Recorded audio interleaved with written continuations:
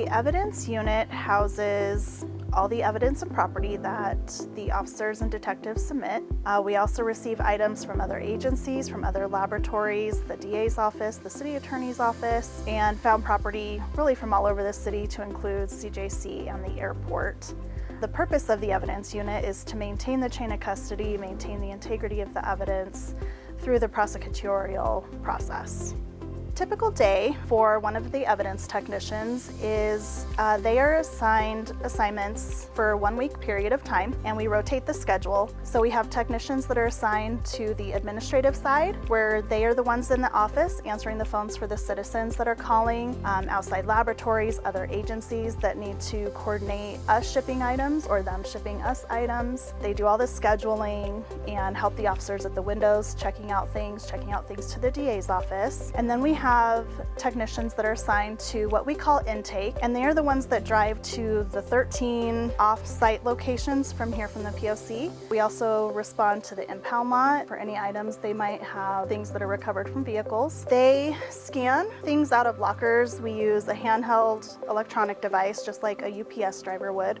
They scan items. That starts the chain of custody for every single item is when that is touched out of a locker. And they bring everything back here to the POC. This is our main storage area. We don't store evidence anywhere else in the city. So they have to bring everything back here, and they place everything in storage based on what it is. The types of evidence that we typically get and process are large items. We get furniture. We get a lot of digital items. We also get a lot of clothing. Clothing is a big one.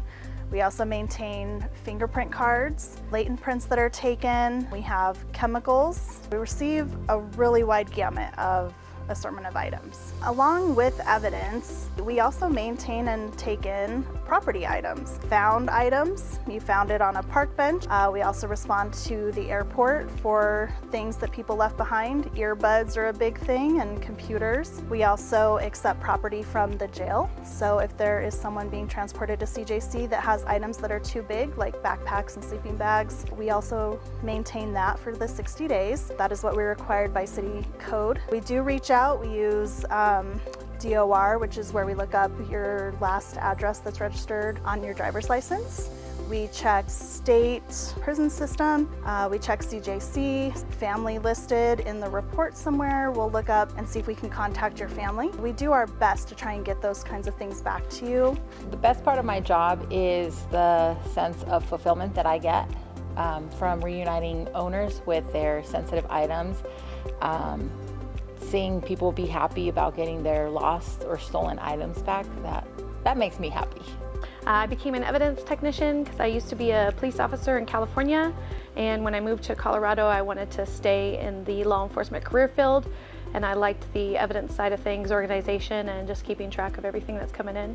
My advice for anybody interested in becoming an evidence technician would be to visit your local police department and see if you can do any job shadows and introduce yourself to the evidence people there, and then also to do any ride-alongs with your local police department and just get your foot in the door. The protocols we use for the proper storage and maintenance of the evidence, we're governed by not only the agency policies and procedures, we also are certified by CALEA, so they have standards that we have to follow regarding how things are packaged, how they're stored, retention, all of those parameters for storage of cold items, drugs, narcotics, firearms. And we also follow standards and recommendations through IAPE, which is the International Association of Property and Evidence. And we also reach out to other agencies using CAPIT, which is the Colorado Association of Property and Evidence Technicians. It's good to be able to reach out, see what other agencies our size are doing, especially if we're encountering new types of evidence that we haven't dealt with before.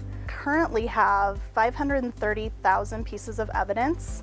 We take in about 7,000 to 8,000 items a month, and we get rid of about 2,000 to 3,000 items a month. The unit prioritizes types of evidence based on the offense, and also if they fall within certain parameters that are regulated by the state statutes. So if we do have evidence in, say, a sex assault or a first-degree kidnapping, Those fall under the victim rights law, and we do have to take specific actions at different points in time. And we also prioritize homicides, officer-involved shootings, missing persons. We prioritize those items as well to ensure that they are sent out for testing either at our lab or at CBI in Pueblo. The benefit of having a well-maintained evidence unit is, of course, maintaining that chain of custody, maintaining the integrity of the evidence, following those policies, procedures, the state protocols to really retain that evidence, especially in cold cases where it could be needed 30 years down the road. It's up to us. We're the last eyes on things to make those good choices, to follow those policies and procedures, because that's evidence that could be checked out 30 years from now with new technology that breaks a cold case. So the length of time that we retain evidence is dependent on the type of case and the type of evidence. For example, DNA packets we hold on to indefinitely.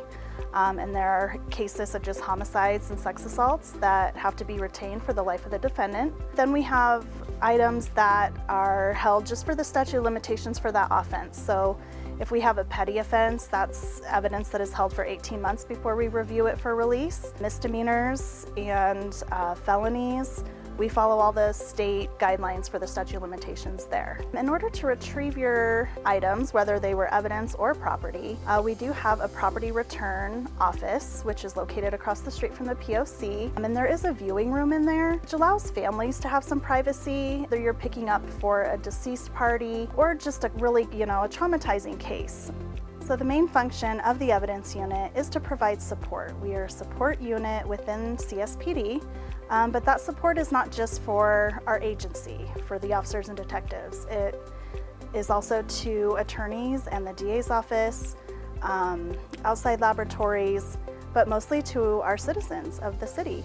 It is our job to maintain evidence, maintain your property in proper conditions, and to use sympathy and empathy as needed to make sure that we're being efficient and effective in how we handle anything that comes through our doors.